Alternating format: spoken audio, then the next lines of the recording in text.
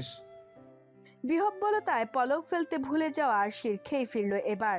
Hot চকলেটের মগখানা কাঁপছে সবেগে, টেনশনে ভূমিকম্প উঠছে হাতে। বুকের ভেতর হকার বান চালাচ্ছে শেহজাদের মুখ থেকে শোনা কথাগুলো। ভণ্ডামি করবি কর, একটা লিমিট রাখবি না? এদেরকে তাতিয়ে দেওয়ার কোনো মানে হয়? মেয়েটা আনত মুখে অমন কেঁপে কুপে সতর্ক দৃষ্টি ফেলল সবার দিকে। প্রিন্সিপাল চেয়ার ছেড়ে দাঁড়িয়ে গেছেন। অন্যান্য প্রফেসররা ফিসফিস করে কিছু বলছেন একজন আরেকজনকে, কিন্তু মেয়েগুলো এমন কষায়ের মতো লুক দিচ্ছে কেন ওকে? মারামারি করতে আসবে নাকি আবার? আরশির ওই রোগা পাতলা শরীর তো এদের এক ঘুষিতেই রেস্ট হাউসের বাইরে চলে যাবে। ভাবনার ইস্তফা ঘটিয়ে ঘন ঘন দুপাশে মাথা নাড়ে মেয়েটা। এমন হলে ঘুষি খাওয়ার আগেই ও শেহজাদের পিছনে গিয়ে লুকাবে।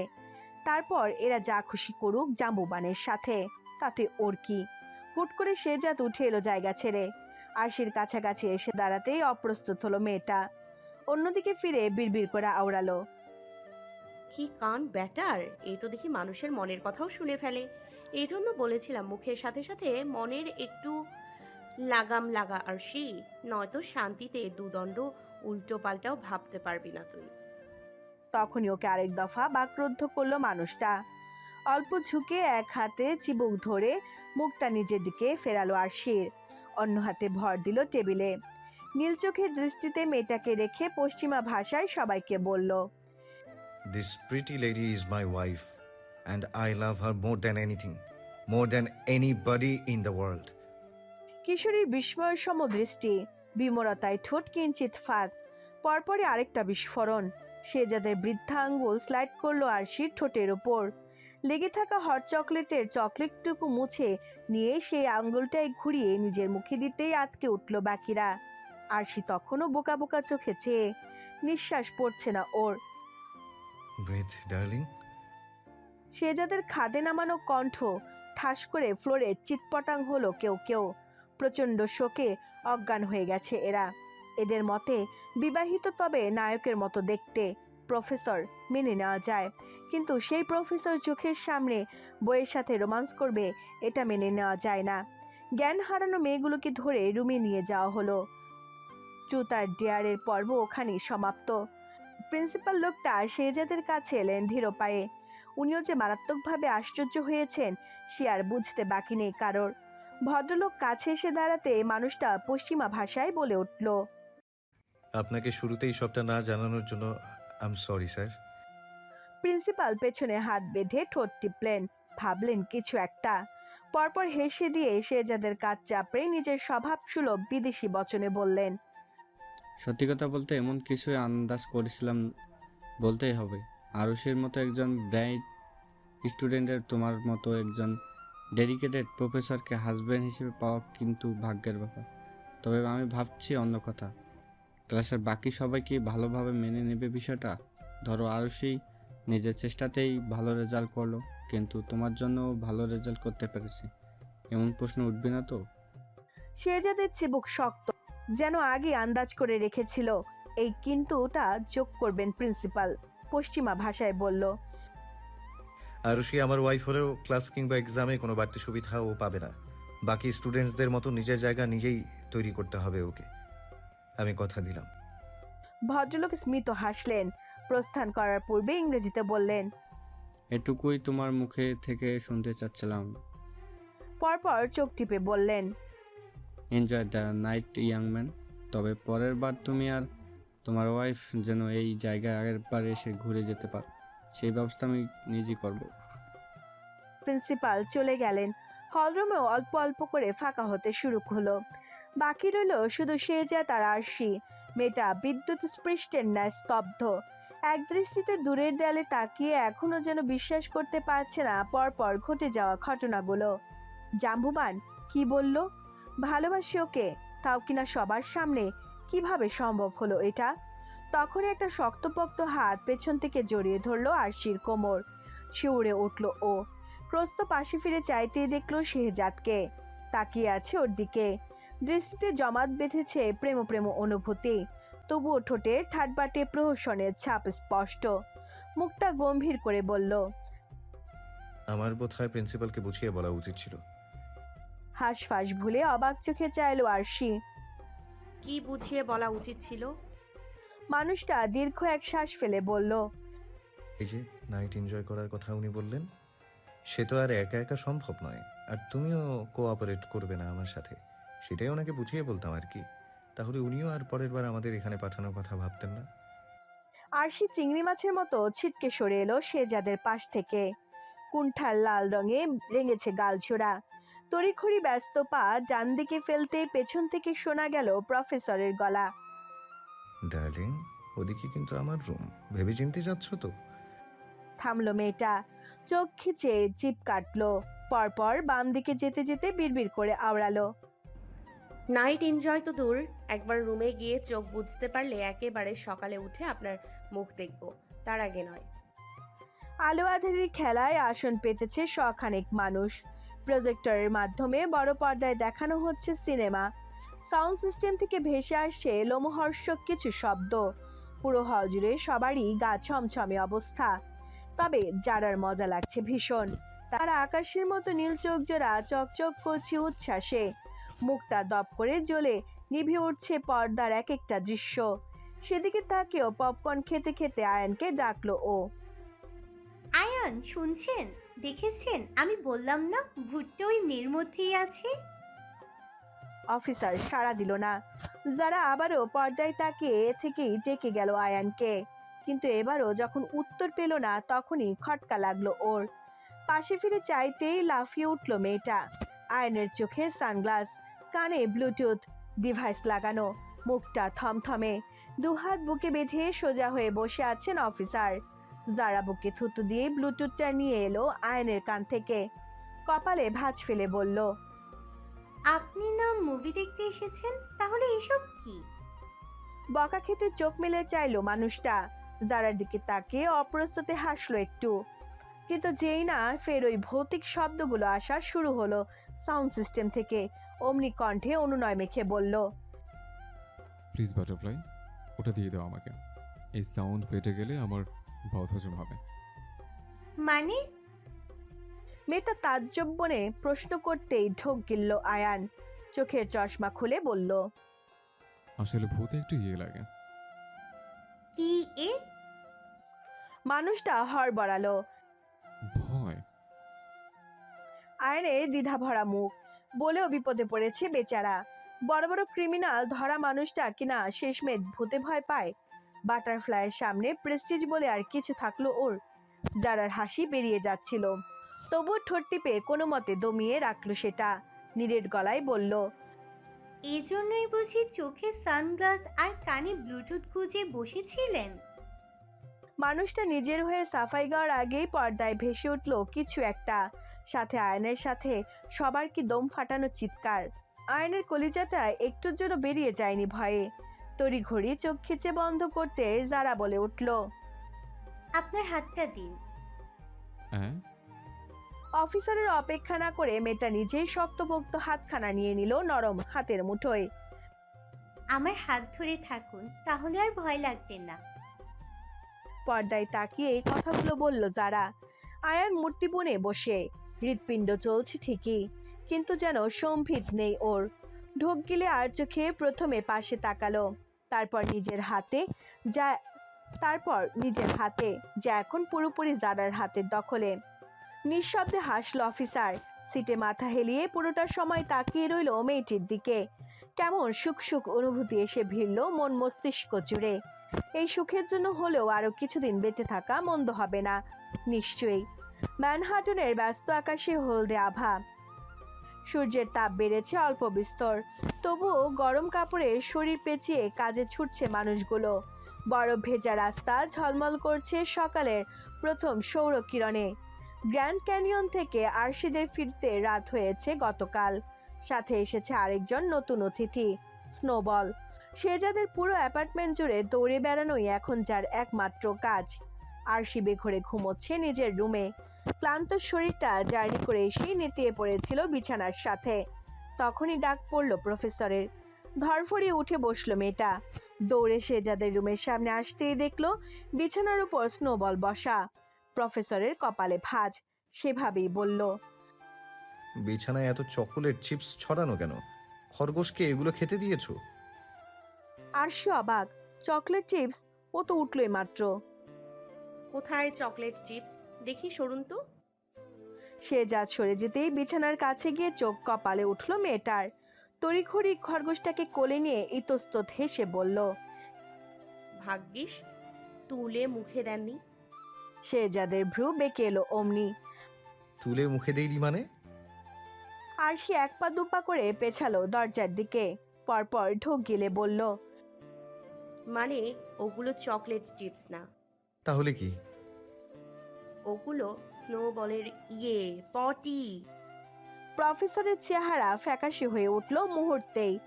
একবার নিজের ধবধবে পরিপাটি বিছানার দিকে তো আরেকবার আরশির দিকে তাকিয়ে গলা ফাটিয়ে চিৎকার দিয়ে বলল। আরশি, পরিষ্কার করে দিয়ে যাও বলছি। ইয়াক! সে তো এক ছুটে নিজের রুমে। হাসতে হাসতে পেট ধরে গেছে ওর। খরগোশটাকে বিছানায় বসিয়ে মনে মনে ভাবলো। বেশ হয়েছে, এবার স্নোবলকে দিয়েই জব্দ করবো আপনাকে। সব সময় আমাকে জ্বালানো না। এখন নিন, পরিষ্কার করুন চকলেট চিপস। তখনই টুং করে শব্দ হলো ওর মুঠো ফোনে। অচেনা নাম্বার থেকে একটা খুদে বার্তা। আরশি ফোনটা হাতে নিতেই ধক করে উঠল ওর বুকের ভেতর। শির দ্বারা বেয়ে নামলো ভয়ের হিমস্রোত। স্ক্রিনে স্পষ্ট ভাসছে গোটা গোটা কিছু ইংরেজি অক্ষর। তোমার দরজার সামনে একটা গিফট রেখে গেলাম সুইটহার্ট, পছন্দ হয়েছে কিনা দেখো তো। তোমার জম। শেহজাদের দুহাতে রাবার গ্লাভস, ভ্যাকুয়াম ক্লিনারটা পায়ের কাছে রাখা। ডাবল করে মাস্ক পরা শেষ, এখন শুধু উঠে নামা বাকি। কিন্তু বিছানার কাছে যেতে ভেতর পর্যন্ত গুলিয়ে এলো ওর। ধৈর্য শক্তির সবটুকু ওখানে ইন্তেকাল করে বসলো শেহজাদের। নাক মুখ চেপে বিড়বিড় করে বলল। কোথায় এই বয়সে বউয়ের সাথে রোমান্স করবো, ডজন খানেক বাচ্চার বাপ হব, সেখানে কিনা প্রফেসর মানুষ হয়ে খরগোশের পরিষ্কার করা লাগছে। এটা মানা যায়? আমি করেছি জীবনে এসব। তখনই মনে পড়লো আরশির কথা। কেমন স্নোবলকে কোলে নিয়ে ছুটে গেল নিজের রুমে। এখানে থাকলে নিশ্চয়ই কোমরে হাত দিয়ে বলতো। পরিষ্কার করুন চকলেট চিপস। বউকে সবার সামনে ভালোবাসার কথা বলতে পারেন, আর তার বাচ্চার পটি পরিষ্কার করতে গিয়ে হাত পা ছড়িয়ে কাঁদছেন, এই আপনার ভালোবাসা? বেখেয়ালে হাসলো মানুষটা। ঠিক সেই মুহূর্তে দুম করে এক আওয়াজ হলো বসার ঘরে। অকুৎসাম শব্দে ভাবনায় ইতি টানলো প্রফেসরও। তবে মাস্ক খুলে প্রস্ত রুম থেকে বের হতে থমকালো সে।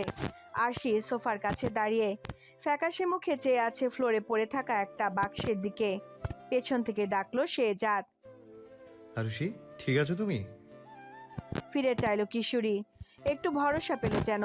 কাছে এসে সবেগে ঝাঁপিয়ে পড়ল মানুষটার চওড়া সিনায়। ভয়ের তোপে কাঁপছে গলবিল। সেভাবেই শুধু বলল। আবার এসেছিল লোকটা শেহজাদ, জেনে গেছে আমরা কোথায় থাকি। আমাদের মেরে ফেলবে, মেরে ফেলবে আমাদের। ফুপিয়ে উঠল ও। শেহজাদের ছাইরঙা শার্টের বুক ভিজছে আরশির চোখের পানিতে। মানুষটার বজ্রমেঘের ন্যায় খুঁড়াখার দৃষ্টি যেন আন্দাজ করতে পারল কিছু। তবুও নরম স্বরে বলল। আমি আছি না? আমি থাকতে তোমার গায়ে একটা আঁচড়ও লাগতে দেবো না। Promise, I promise. প্লিজ আর কান্না করো না, একটু তাকাও আমার দিকে। খসখসে দুহাতের আজলে জায়গা পেল মেয়েটার কান্না ভেজা আনন। পরপরই কপালখানা সিক্ত হলো এক গভীর চুমুতে। যেন পরমাদরে জড়িয়ে নিল কিশোরীর অশান্ত মনটা। স্থির হলো আরশি। শিরোলিপি হতে শেহজাদের অধর সরতে চাইল টলমলে চোখে। পরপর কাপা হাতে বাক্সের দিকে ইশারা করতেই মানুষটা ধীর পায়ে এগুলো সেদিকে। কিন্তু বাক্সের ভেতর উকি দিতে থেমে গেল প্রফেসর। কারো তাজা রক্তে মাখামাখি হওয়া একটা স্কেলিটন মাস্ক পরে আছে সেখানে। সঙ্গে রক্তে লেপ্টে থাকা ছোট্ট এক টুকরো কাগজ, যাতে ইংরেজিতে লেখা।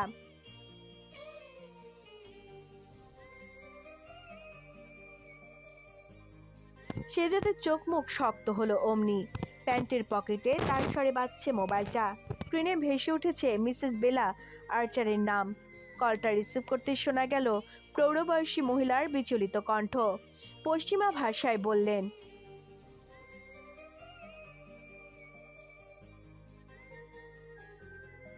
সন্ধ্যা নেমেছে অনেকক্ষণ। পশ্চিমের আকাশে তুলোর ন্যায় লাল আভার বিচরণ। বরফের গা ছুঁয়ে দিগন্তর শেষে ঘুমানোর পায়তারা করছে ভানু। কাল যে আবার নতুন উদ্যমে নতুন দিনের শুরু করতে হবে তাকে। ধোয়া ওঠা দুটো কফির মগ হাতে দাঁড়িয়ে আরশি। শেহজাদ হসপিটাল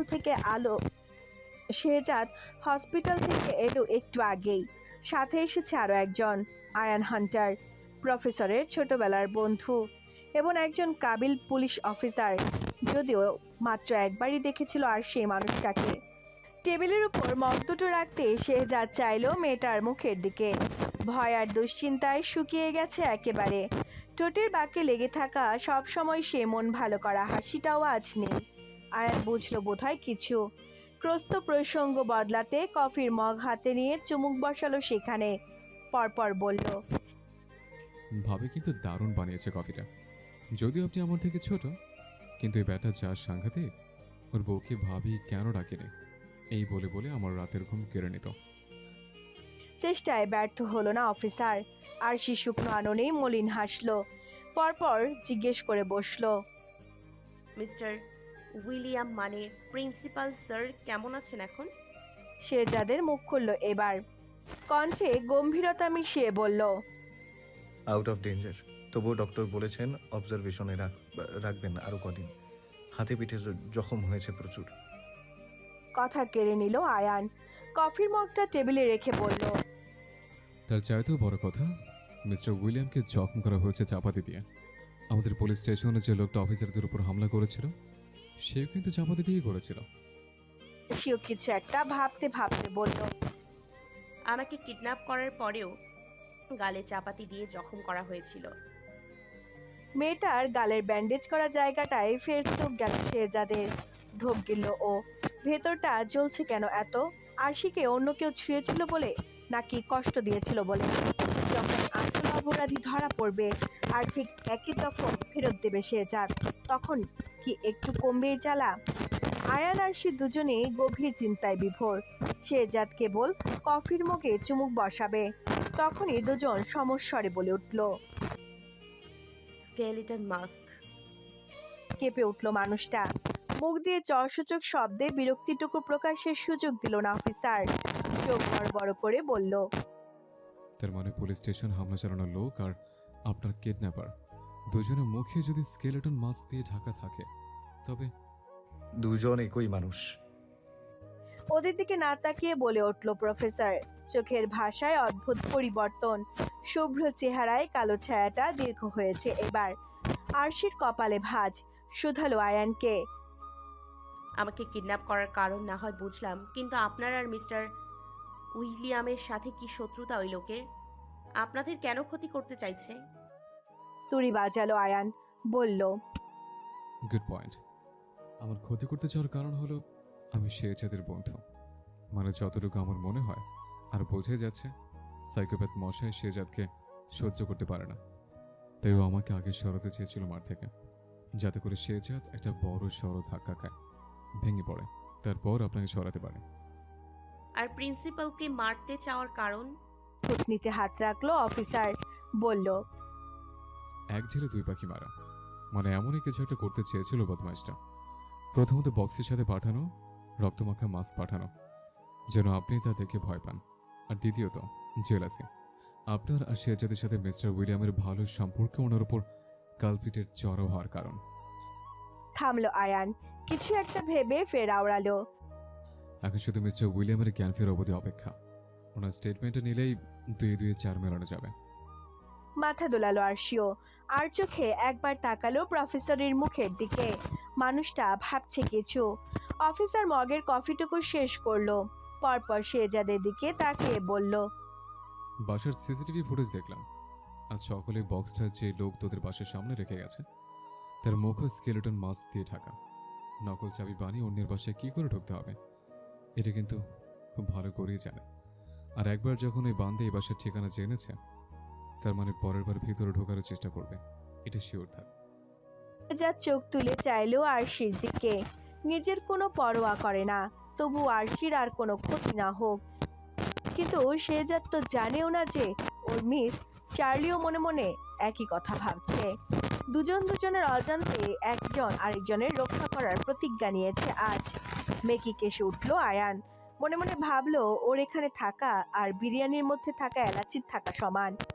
তাই তাই তো নিজেই নিজের এক হাতে আলতো করে চোখের উপরে রেখে না দেখার ভান করে আওড়ালো। ভাই আমি বলি কি, তুই ভাবে কি কয়দিনের জন্য নিউ ইয়র্কের আঙ্কেল আন্টির কাছে রেখে আয়।